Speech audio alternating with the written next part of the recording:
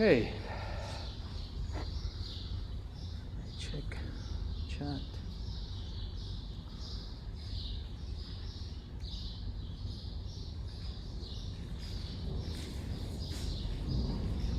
Okay, um, thanks to everyone who's still holding on with me. I'm very happy to have Janette Kim with us as well today, joining us from, I would assume, San Francisco, and one of the directors of Urban Works Agency. So I guess with Jeanette, and maybe welcome right after we shift a little bit back to, uh, let's say, certain forms of architectural practices that are uh, trying to to define new forms of engagement, but also kind of creating the bridges, creating the formats, creating the methods, and creating design work that is engaging and committed. Uh, Jenny Kim is an assistant professor at CCA in San Francisco, and it's extremely, uh, let's say, a water practice from the Graham Foundation, from the New York Prize Fellowship, from the Van Allen, and so on and so forth. Has taught at Columbia University GSAP for many years, where she was one of the founding editors of the ARPA journal that we many appreciated so much since then. So without much intro, I will just pass it on to Jeanette. Thanks so much, Jeanette, for joining. Perfect. Hi, Marcelo. Hi, everyone. Hi. It's just such a pleasure to be part of this. And Marcelo, thank you for bringing together such a fascinating group of people. I'm just really pleased to be here. I hope everyone's having fun in this insane marathon. So today, let's see, I'm going to share screen and I hope this works. Um, so I'm going to talk about different responses to climate risk. And I thought I would title this Accidental Commons to refer to the way in which climate change often does pull together unexpected links between those who are responsible and those who are affected, between who we think of as the beneficiaries or the benefactors of climate adaptation. So when we think about the distribution of the burdens of climate change, I think this question of who's affected and who's not is sometimes surprising. Um, so, I think maybe for me, my critical question is how to move away from what is now a supposedly accidental commons to a more deliberate collective, especially one in which burdens are more equitably distributed, and even more so, a situation in which the capacity to adapt and to thrive, especially amidst crisis, is truly made more widely available. So, in my work, I'm interested in making this shift in a way that looks at both ecology and economy together as the shared management of resources. And exactly as Marcelo said, I'm interested in developing tools for political deliberation that make that possible. So for today, I'm going to present two projects. One that respatializes the legal and financial conditions that define property, and the other, a project that defines tools for navigating these common concerns. All right, so to start from the first project, from 2017 to 2018, I participated in the San Francisco Resilient by Design Bay Area Challenge, or RBD, which asked 10 international design teams to propose strategies for adapting to sea level rise. Our team was led by AECOM, CMG, Berkeley College of Environmental Design, and the research lab that I co-direct at CCA, which is called Urban Works Agency. And then we also worked in partnership with many city agencies and community-based organizations as well. I came into this process with very deep reservations about the concept of resilience. And as this statement by Tracy Washington at the Louisiana Justice Institute sort of brings to mind, resilience thinking often abdicates responsibility for the root causes of violence, and often serves as a kind of smokescreen for growth and for gentrification. This is certainly true in deep East Oakland, where we had the pleasure of working. And this is very much a neighborhood that has had far too much experience with resilience. Its residents are well versed in bouncing back, from the exodus of manufacturing jobs, from redlining, from the demolition of public housing, and from the pending development of the Oakland Coliseum nearby. Despite this legacy, our partners, which included the Oakland Climate Action Coalition and the East Oakland Collective, were themselves holding up the banner of resilience. And they did so with a focus on flood control, flood tolerant landscape. Sorry, I'm just navigating something. So they did so with the focus on like flood tolerant landscapes and community owned solar farms and collective home ownership, among many other strategies. And, so it's like, if you think about this kind of question, right, of like who's holding up the banner of resilience, I would like to argue that a more nuanced and really much more productive definition of resilience would recognize that risk calls forth very unique burdens and privileges for each of us. So while the concept of humility that is so often associated with resilience is in some cases just the right tool to curb what has long been an excess of power, the concept of humility is overabundant among those who have long been subjected to economic exploitation and systemic racial inequality. So I think what became really critical to our team is that, these East Oakland community initiatives that I mentioned were already kind of constructing access to land and resources that build capacity for collective wealth and can turn an extractive economy to a regenerative one. So I think this is sort of what I'm thinking about as the difference between an accidental collective and a deliberate one. So, I guess that leads to this question, right, of how we make these resources common. And I especially want to touch upon the question of property, which is, I think, very much a concept that is at risk in relationship to climate change, or at least sea level rise. So, typically we think of property as something that provides protection from risk, right? But the kind of cost of protecting and ensuring property from floods often, in a way that supports the concept of the power of property, the cost of protecting and ensuring from floods does often give those with capital ever more leverage over those who are burdened by a debt. But in a way, this also, in essence, makes the process of owning property a risk of its own. In this sense, if property once promised exclusive control over land, in fact, the rising tides makes it, in fact, impossible to escape the impact of one's neighbors. And this study that you can see on the right by coastal engineers, Ro-Cheng Wang, Mark Stacey, and others, shows how the construction of levees around isolated urban enclaves actually accelerate erosion of others further downstream. So as rising tides basically erode shorelines and property lines, this question of who pays and who benefits and who bears the burdens of climate change does sort of become even more acute.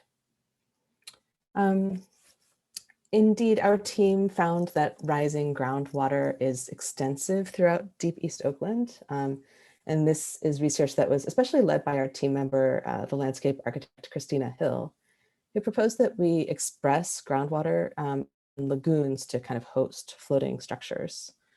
We then crossed this concept with some of the collective ownership approaches that are championed by our partners to imagine how a community land trust could basically couple flooded land with dry under this umbrella of common ownership.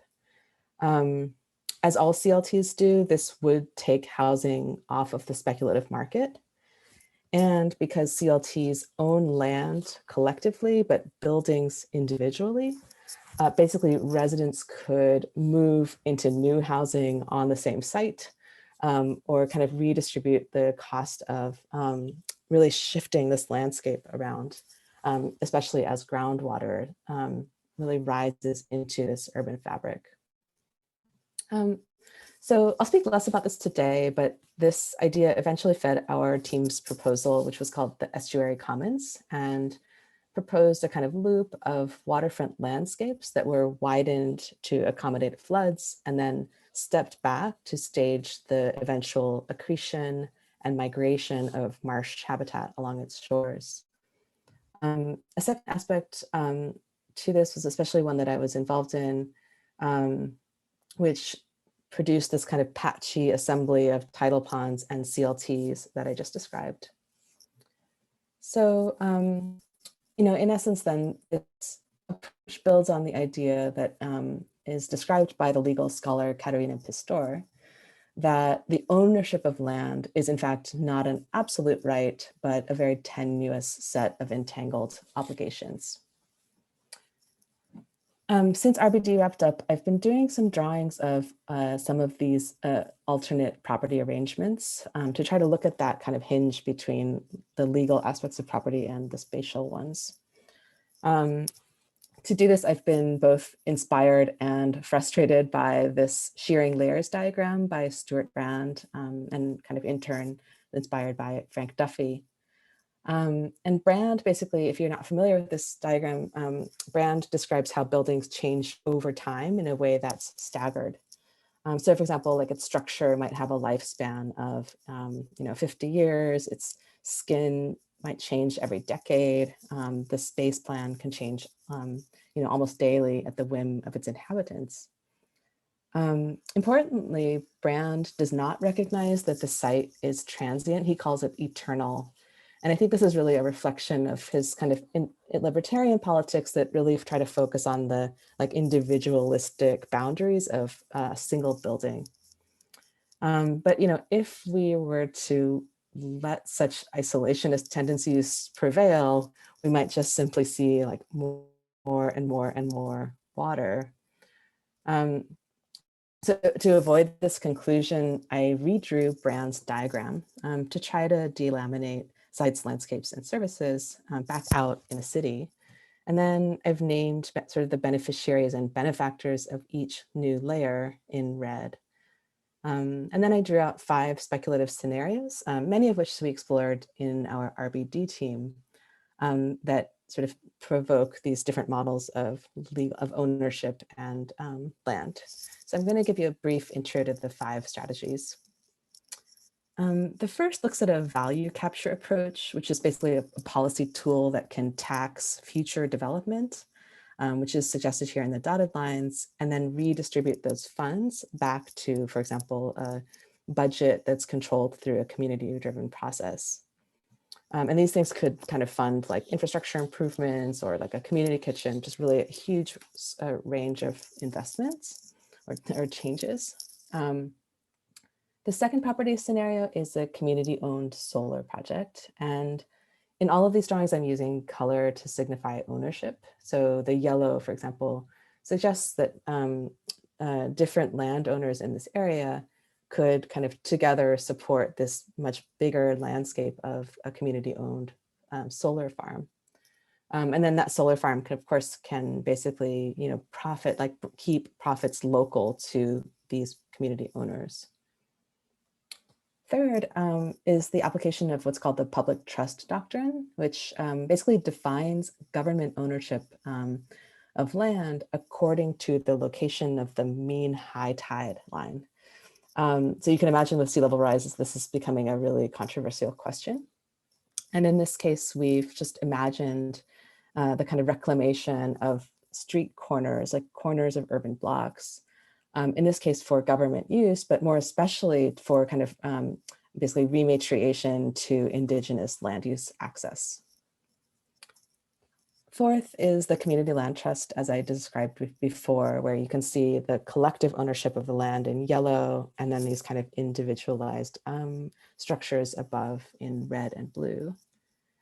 And then the last model is that reflects on the crowdfunding platform, the use of crowdfunding platforms to fund real estate in a way that is not dependent on like a single owner, putting up the capital for the entire property, but instead basically pools together smaller investments to allow those investors to kind of build up equity over time.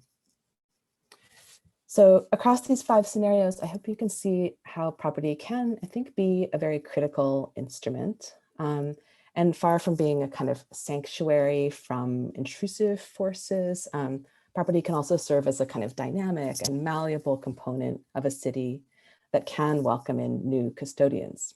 So I'm curious to see how it might be, just that medium that can draw new lines of inclusion among previously disinterested subjects, or perhaps like spin off the overbearing entanglements that kind of one needs to get rid of. Okay, so now into the second project. I'm sure you could imagine that, ideas like this require, I think, a very different political system than one we might have now. And so to try to head in this direction, I've created a series of climate change board games that serve as public decision-making tools. So as one example, I designed this game, which is called Bartertown, for the Bay Conservation and Development Commission, or BCDC. And they use it as a kind of tool for their collaborations with other agency partners, and also to work with community members to kind of collectively understand that sea level rise doesn't just impact those areas that are flooded, but in fact have like cascading impacts across really entangled social networks. The game is called Bartertown because it imagines a world without money. Players basically perform daily activities around the board. So they might, for example, like go visit their grandma, or drive for Uber, or go drink bubble tea or something like that. And then as the floods come in, which you just saw, this kind of the water is sitting at the center of the board. The floods can sometimes isolate you. So like from one side of the board here, it could get isolated from another side. And then based on the kind of new clusters or social networks that evolve accordingly, players might then decide how they want to use these infrastructure cards, which you can see here, to either like create new roads, as you can see in this case, or to shore up certain areas in others. The game does mimic a lot of geographic disparities that are common in, especially in North American cities. So for example, some neighborhoods have a very low flood risk, like here, but not a lot to do. And then others like this are very prone to flooding, but have like a real density of very diverse programs. And I think it's really across this sort of geography of risk management that players can then sort of decide whether they want to protect certain sites they care about, or maybe like kind of adapt to the changes and shift the city around as they go. So in this sense, like I tend to think of these games as a kind of model. It's like a model that imagines the space of the city, but through its entanglements with policy, with economy, and with activism. And in turn, then it allows a kind of deliberative process of governance to kind of play out on the board. Once I made Bartertown, I also wanted to go further and question its own assumptions about how I had identified concepts of power. So to do this, I created some new versions of the game for a couple of exhibitions that I did, such as this one at the Oslo Triennial, and this kind of human-scaled version that I installed at Radial System in Berlin. And basically, in this new version of Bartertown, each player has a unique power or a kind of currency. So there's a developer, a designer, a nomad, a caregiver, and a politician. And so, for example, the developer has the power to seize buildings as private property and then charge other players to use them. The designer can change the envelope and boundaries between buildings in relationship to the floodplain. The nomad gets a divorce at the beginning of the game. She loses her home, but she can also travel around the board twice as fast as the other players and can basically change the kind of program of the site by sort of squatting in it. And then the caregiver can give rides to other players and offer her home for others to have a place to sleep in. And then lastly, the politician, who in this case was played by the actual mayor of Hamburg Mitte, has the power to redistribute wealth through those infrastructure tiles. I played the game in a bit over a dozen times, the new version. And so far, almost every player has won more than once, which suggests some level of parity among these really very different powers. In one event, which you can see on the left, for example, the architect basically sold out entirely to the developer, and they built this like mega zone that only the two of them could use. And on the right-hand side, I think like a more grassroots strategy emerged, where the caregiver won actually by the biggest margin that I've seen yet, by carrying the other players around the board with him as he went, and basically collaborated and like conducted activities together along the way. And in what is, I think has probably been the most cooperative play yet, in this case, all of the players basically decided together to relocate all of the activities to this like totally new commune up in the hill, and basically like all relocate to that area. So, I think ultimately Bartertown exists not because I'm trying to promote the idea of a barter society, but because the kind of exclusion of money from the game's dynamics allow us to reveal the kinds of social dependencies that often get masked by our current economies. And though we often assume that those who have all the money have all the power, in fact, powers of generosity and flexibility in this case can hold equal value. So I guess there's no official exchange rate between generosity and property, but this game at the very least makes them commensurate by demonstrating how each player's values and capacities sort of like depend on each other or compete with each other, I guess. So I think what I'm trying to get at here is that I think, what kinds of tools for deliberation do we need in the face of climate change? I think these techniques of kind of evaluation and deliberation really have less to do with like faithful data or predictive models, but I think tools for political discussion and a kind of recognition of difference, alongside the ability to kind of visualize the consequences of different kinds of alliances and kind of impacts that are embroiled within climate change.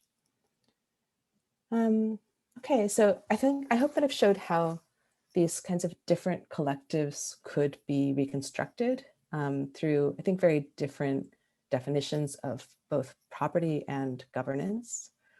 And that I think it's like through these sort of techniques of deliberation that we could try to unpack a more kind of truly deliberate form of the collective. And so in this way, I think I'm hoping to interpret, I think I was charged with the question of talking about ecology. And so I'm hoping very much that we can see how the definition of resources and resource access, I think can kind of recognize the very politically charged aspects of ecology, and then, yeah, allow us to understand their collective impact.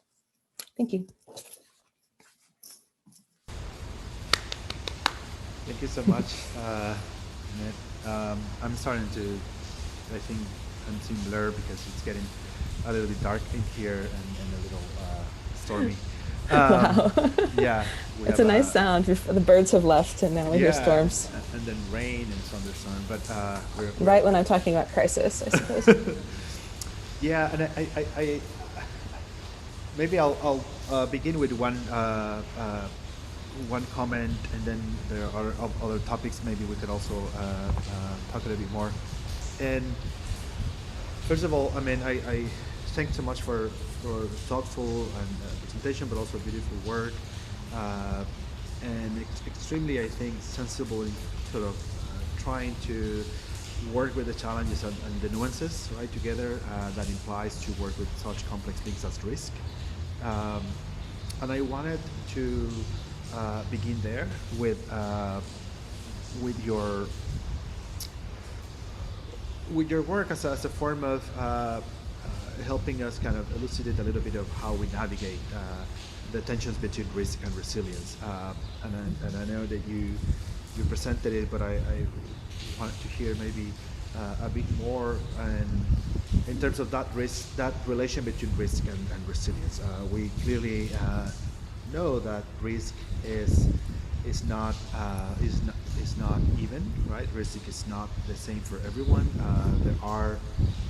There are different kind of privileged risk, as mentioned, and there are different industries about risk. But resiliency and the concept of resiliency itself have not all of it, but in great part also kind of work around those, let's say, larger frameworks of risk in which the sort of insurance industry, as well as governments and so on, are entangled in a complex, right, web of how do we navigate the distinction between who we put at risk and to what kind of risk, right, to what kind of level of risk.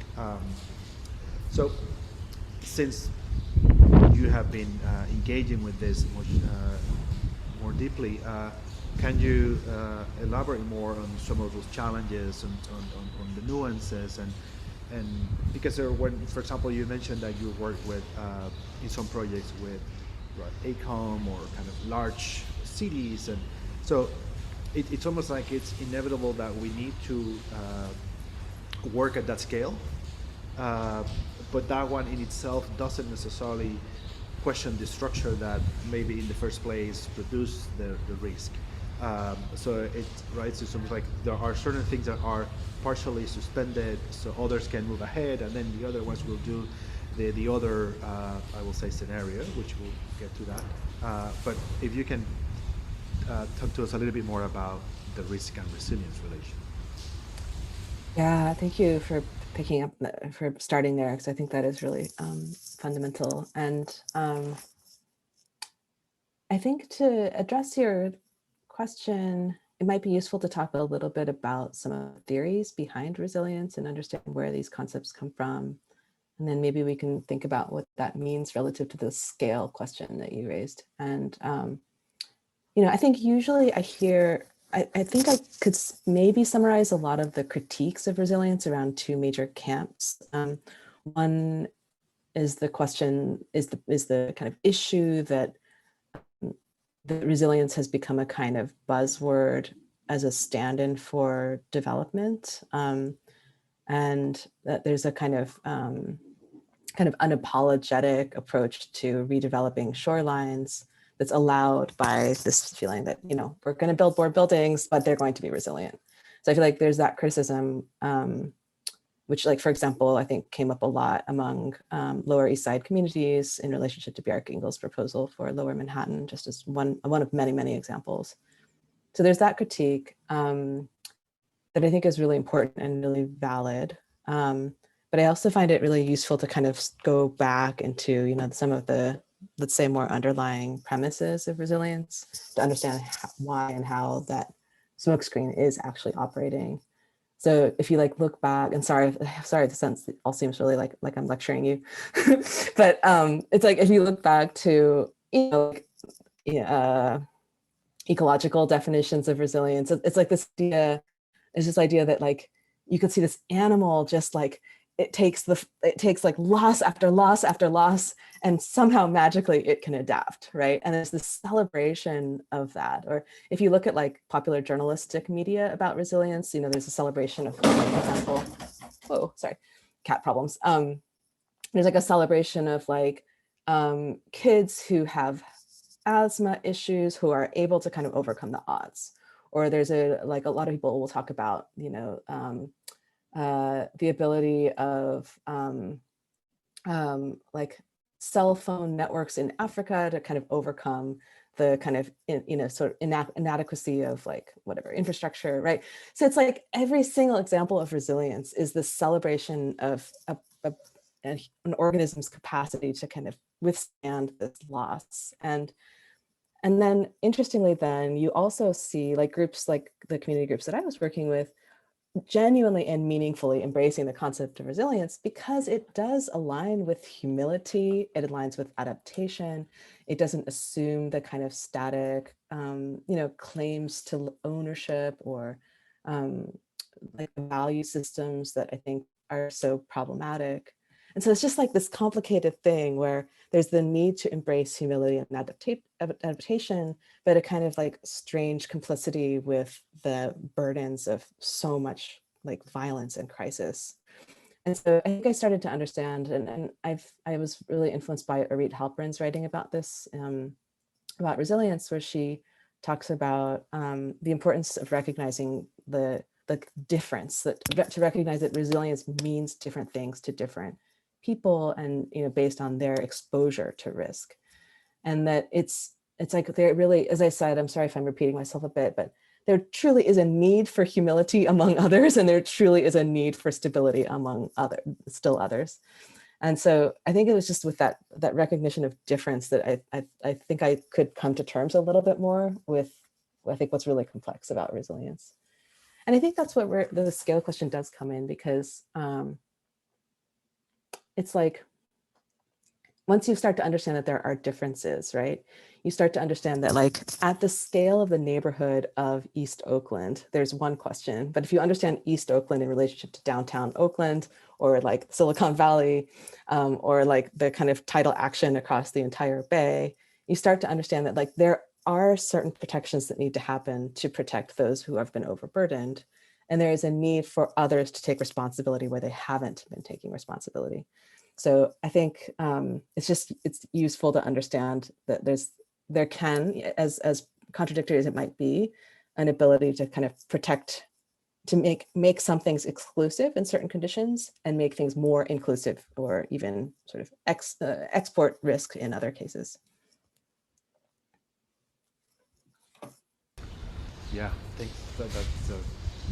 Feel free to lecture me and expand on those questions. That's precisely the idea to, since some of us sometimes just touch up on the surface of some of these things, and the reason I think for an opportunity like this is to precisely get onto some of the nuances.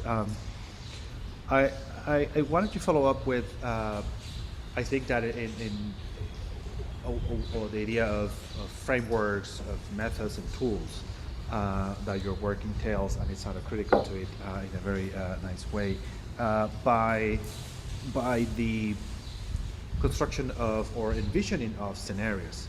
And this is something that you have done for a good amount of time, from your book, the Underdome Guide, to energy reform, beautiful book, and I'm wondering if you could tell us more a little bit about this notion of how the idea of constructing scenarios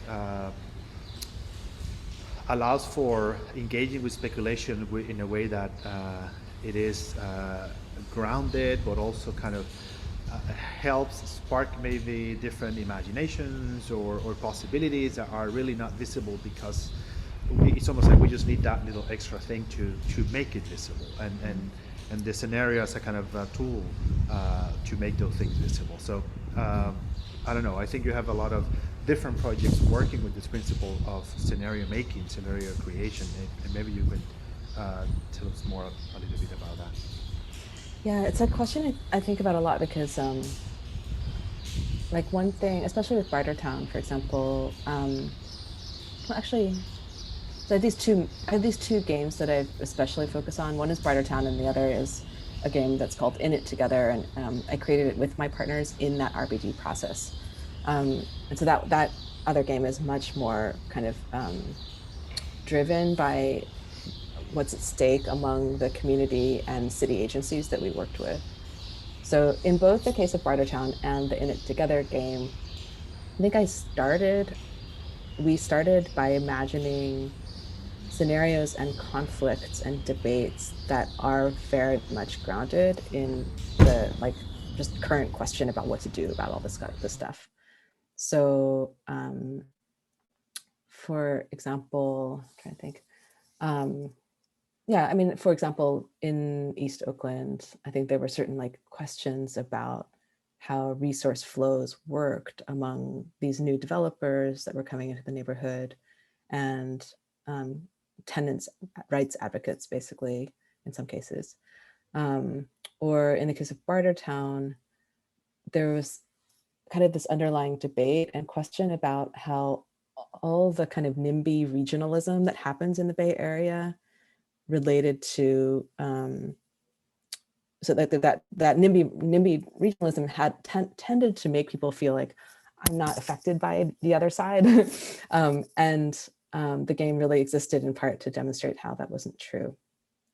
But anyway, I give these examples to say that in many ways the scenarios started from very real world conditions, like they started as a reflection of our partners' own challenges, and and then and I enjoy that exactly the way that we did in Underdome. It was always about uncovering debates. It was about understanding how there are truly unresolvable questions that come about when you recognize that people have different interests and different philosophies. But then I always felt like with every game, there's a moment where I feel too much like we're reflecting the current issues too much, right? And so like it's at that moment that I start to look for the twist to see how we could like undercut some of the same systems that people could take for granted. So I think the example that I gave in Bartertown, where I started adding the different powers for generosity and mobility and capital and redistribution and all of that, that was my way of trying to kind of shift the underlying systems that sit under those debates and try to push them further, as you say, to be a bit more speculative in nature. And I'm happy that with that kind of respond, happy in the sense that I think it helps clarify the distinction between speculation as a kind of risk management by the financial sector, right? Which is one of the ways in which we're kind of almost mostly exposed to the notion of risk as a kind of risk management by that field and by that industry. I I think maybe we can talk a little bit about a separate topic, as since you have so much multiple different great things there. Um, that relates to the games, to representation, to drawing, to that side of the practice in which you produce these tools, produce these kits, but also produce engagement and then kind of the space for community engagement. But I think sometimes you have taken it to, if we think about I believe was the Germany case, as part of a cultural event versus others that are part of an actual community. Uh, and, and maybe if there's something there you could be more about the role of drawing representation as a kind of extension of urban commons practice or architectural practice, or how do you situate yourself within the production of these artifacts, and where do they kind of belong to in a way? Yeah, that's such an I like how I appreciate how you frame the question of that relationship between a medium of representation and the I don't want to say the word audience, I'm just trying to, the people who are actually involved in that. And it does make me think like, the Bartertown game, I think I've used much more in a gallery context, as you could see. And so in those cases, I think a lot of the interactions were more about almost like kind of the political philosophy of how people work together and how they manage their differences, like differences of opinion and will and interest. The In It Together game was much more focused on playing this with different audiences that had a hand in understanding, the planning side of this or the resident side of climate change adaptation questions and so on. So in that case, the question of how to step into the representation and like and grasp the kind of questions and like promote the questions was really different. So for example, in the In It Together game, we played it quite a lot. We played it like at a middle school in East Oakland, and we played it with our partners, the East Oakland Collective. And in the latter case with East Oakland Collective, one of our partners, sorry, I'm just trying to figure out how to explain this. So one of the players in the game, it basically was like the East Oakland resident. So they're like, among this activist organization, of course, some of them are playing themselves, but then others are playing the mayor, they're playing the developer, they're playing the neighborhood bedroom community. And so it was like this test of basically like role play to understand what it means to sit in the shoes of the other. And in that way, it was fascinating and amazing because you could see them like, I mean, they already know so well the techniques of a developer, and they were like testing it and then seeing how when they embody those techniques, how it kind of pushes up against somebody else. There were also cases in which like a partner that I worked with very closely came to me and she's like, you know what, I had absolutely no sympathy for this neighboring bedroom community when I started this game, but now I kind of get it. Like, I thought you could just move to the hills, but you can't. Like, you're committed to your neighborhood. And so it was a really lovely example of empathy. But in the other side of things, I played the game with some of my very expert design partners. And when we played the game, someone like leaned over to me and he's like, this is going to be great because we totally know how to solve this. And then they played the game. I made them play it twice. So the first time they played it, they solved it. And then the second time they were like, oh shoot, what are we going to do? And so they had to like kind of push and test and like see how else to play it. And they actually started to understand some of the different perspectives even more. So I feel like it's a good example of how the capacity for empathy is like not evident, and especially not evident among the experts. And so, as a drawing tool and all of that, I'm kind of hoping that these things actually have an impact in that sense. That's great. I think where did Linda go? Yeah, Linda, you had your hand raised. You can jump in. Yeah, well, it's okay. I had my hands raised.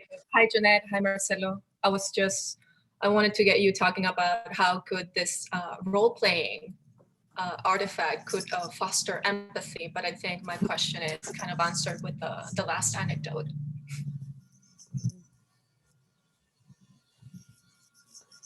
It wasn't actually it wasn't no longer a question. Also, maybe to expand on it just a touch, like one thing that really came up in that RPG process was not only that there are different political attitudes or interests among the different players, but also there's just an entirely different language of communication and a way of articulating one's goals and criteria. And so I think that question of empathy was partly about like, understanding what the neighboring bedroom community wanted. But it was also partly just about recognizing how to relate between someone who thinks through the question of like land value and tax profits and translate that to the language who thinks about the world through like rights and justice. And I think translating between those things was really tricky. And one thing we did in our team sorry, I'm talking a lot about a game that I didn't show you today, but one thing we did in that game was that my collaborator, who's an urban economist, created a kind of Excel sheet that is basically like it's a calculation tool that allows you to look at like the triple bottom line analysis of the impacts of certain moves. And so we like referenced everything together, like the colors relate and the little pieces relate. So you could play the game in a super intuitive way, just like chat and talk. But if you wanted to, you could basically input the outcome of the game into this Excel sheet, and it'll give you this like pie chart of like how well you did. And whether the pie chart is like a good evaluation tool or not is totally debatable. But I thought it was fun to be able to translate between those different like planning languages, basically.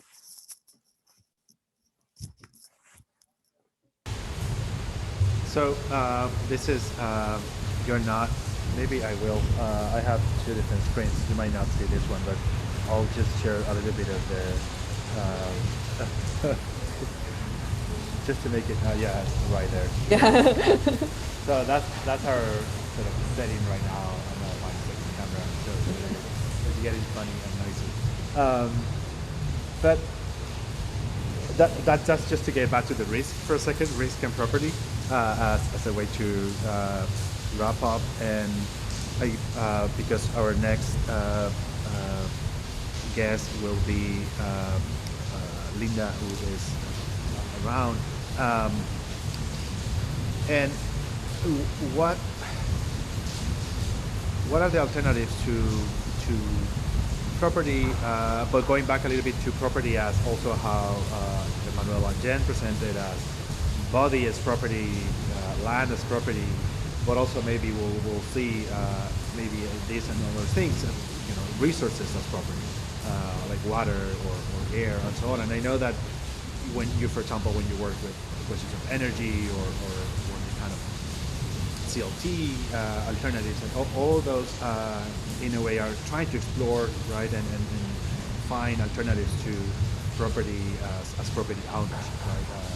And I think also language plays a role there, because that's a word that has been kind of conquered by the notion of property as ownership, right? Not necessarily as something perhaps and a kind of a lesser impact. So if you could give us a few more insights on that notion of property and properties as well of things, as a way to segue into soon into our next panel. That's really interesting. I have to admit that I haven't thought very much at all about that gray zone between property as land versus, say, like intellectual property, or the concept of like, yeah, the kind of the idea of people as property. And I think the ways I've been thinking through that question have more to do with the like the financial relationships and legal relationships that define inclusion or exclusion. And so I think a lot of the examples I showed today have more to do with like, yeah, that scale of ownership, or the collectivity involved in it, and some of the ways that those questions sort of like bridge across or form almost like nested envelopes around land. In addition to that, I think I'm also interested in understanding how property could be defined temporally, and to recognize that it's, this is not, it's not a 100% definition of exclusion or control, of course. And so I think demonstrating temporality in the way that the public trust doctrine that I mentioned pushes against, I think is really rich, because it reminds us how blurry those edges are. I'm also really interested in the idea of, the way that a lot of people talk about the difference between like the ownership economy and the access economy, for example, would recognize that the value and resources of land are not necessarily fixed, but could be generous to its users in very different ways. And so I think a lot of like approaches to like land reclamation, I think, do rest on that idea. So again, it's like a way of almost like multiplying boundaries, like expanding them and shifting them. So yeah, those are things I'm really curious about, but I'm looking forward to the next talk too, to see how that expands. Yeah, I mean, that's a uh, it's it's a great comment regarding the sort of framing of resources in relation to property. Um, if Because I just wanted to kind of bring it back a little bit to the topic of commons as resources, right? And this is a little bit as a transition of thinking uh, about land, water, air, ecology, and food, and so on. As kind of is that what we are designing when we are engaging with these processes, or are we designing other basically other forms of protocol, but that reinstate the kind of current forms of inhabitation and uses of resources and so on. And I think those are going to become much more crucial as I would assume, which we didn't get to maybe too much of this, but I would assume that our pedagogical practices and education and the space of education is ever more in need of these tools and these kits and these sort of methods and frameworks that your work is creating. And I wanted to raise that because I think it's important. We have had earlier conversations about how do we kind of change, dismantle, or reimagine forms of education in our own institutions, in our own settings, academic practices, and so on. And I think that there's notions of scenarios, tool makings, and kind of finding the spaces for the engagement to happen definitely will maybe have or should have a much more significant role in the way that we are teaching and shaping learning as an engaged practice. So I will use this as a way to say that we are not necessarily living California yet, although we are going to slightly move into our next presentation. Maybe, I don't know, maybe Linda will tell us a little bit about the connection of California and the avocados and water in Chile. But thank you so much, Janette. I don't know if anyone in the audience have any other comments that want to make or questions before I just put on the birds and the rain as background while we move on to. Thanks you, Janette. That was a great presentation and conversation. Thank you so much. Thank you, Marcelo. I appreciate it.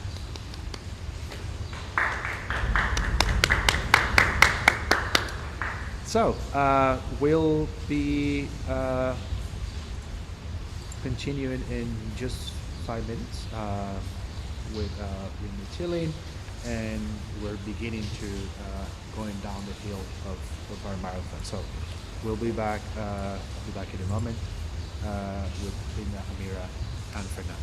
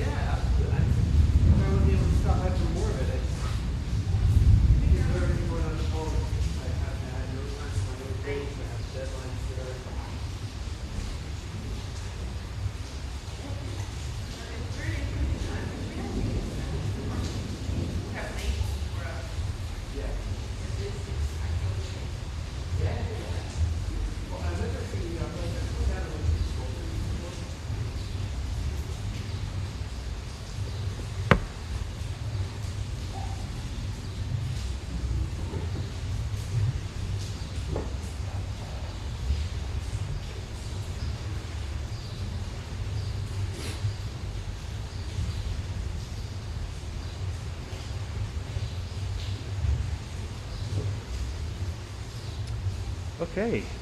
Uh, we're good. We have a minute or so.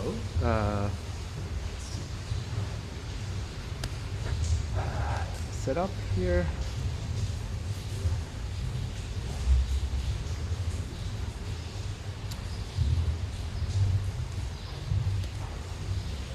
So,